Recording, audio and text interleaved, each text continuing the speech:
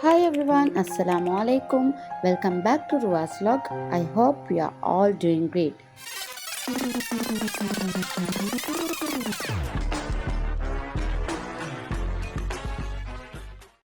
இந்த vlogல நீங்கள் பார்க்க போகிற ரெசிபி வந்து ப்ரௌனி. இந்த ப்ரௌனியை நாங்கள் எப்படி செய்கிறோன்னு பார்ப்போம். அதுக்கு தேவையான ingredients unsalted butter, dark chocolate, white sugar, oil, large egg, vanilla, cocoa powder, all purpose flour, salt, chocolate chip. இப்போ இருக்கிற கிட்ஸ் எல்டர்ஸ் எல்லாமே நிச்சயமாக விரும்பி தின்ற ஒரு ஸ்வீட்டுன்னு சொன்னால் அது ப்ரௌனி. இந்த ப்ரௌனியை ஈஸியாகவும் டேஸ்ட்டாகவும் எப்படி செய்கிறேன்னு பார்ப்போம். ஸோ வாங்க வீடியோக்குள்ளே போகலாம். மீடியம் ஃப்ளேமில் கேஸ் பண்ணிவிட்டு அதுக்கு மேலே ஒரு பேனை வச்சு அதில் தண்ணி ஆட் பண்ணுங்கள். தண்ணி பவுலில் ஆகிட்டு வரப்போக்கில் அதுக்கு மேலே ஒரு பேன் இல்லாட்டி பவுலை வைங்க. பவுலை வச்சுட்டு அதுக்கு சாக்லேட்டை ஆட் பண்ணுங்கள். சாக்லேட்டை அப்படியே கொஞ்சம் நேரம் விடணும். அது நல்லா மெல்ட் ஆகி வரும் வரைக்குமே அதை அப்படியே கொஞ்சம் வைக்கணும். அந்த சாக்லேட் மெல்ட் ஆகி வரப்போக்கில் அதோட நாங்கள் எடுத்து வச்சு பட்டரை ஆட் பண்ணணும். பட்டரை ஆட் பண்ணி அதை நல்லா மிக்ஸ் பண்ணிக்கொள்ளணும்.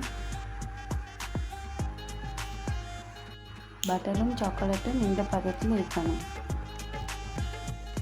நாங்கள் ப்ரௌனிக்கு தேவையான பேட்டர் ரெடி பண்ணிக்கலாம். அதுக்கு நாங்கள் எடுத்த 3 எக்கையும் ஒவ்வொரு எக்காக உடைச்சி பவுலில் போட்டுக்கொள்ளணும்.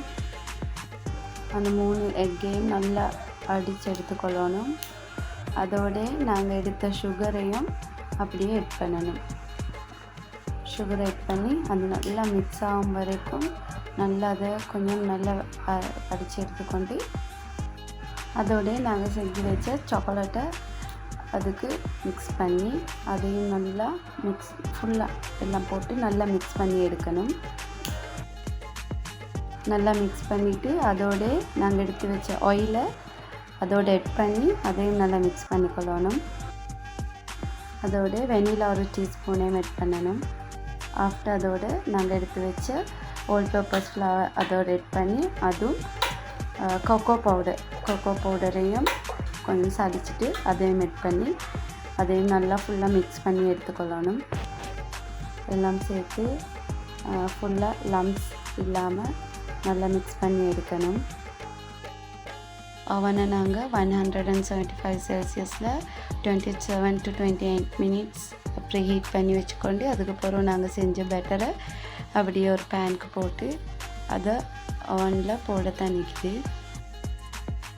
எங்களுக்கு வேணுமென்று சொன்னால் சாக்லேட் சிப்ஸ் இல்லாட்டி நட்ஸ் கொஞ்சம் மேலால் ஸ்ப்ரெட் பண்ணி விட்டுட்டு அவனுக்குள்ளே 175 செல்சியஸில் 27 மினிட்ஸ் to 28 மினிட்ஸ் வச்சு எடுத்தால் போதும்.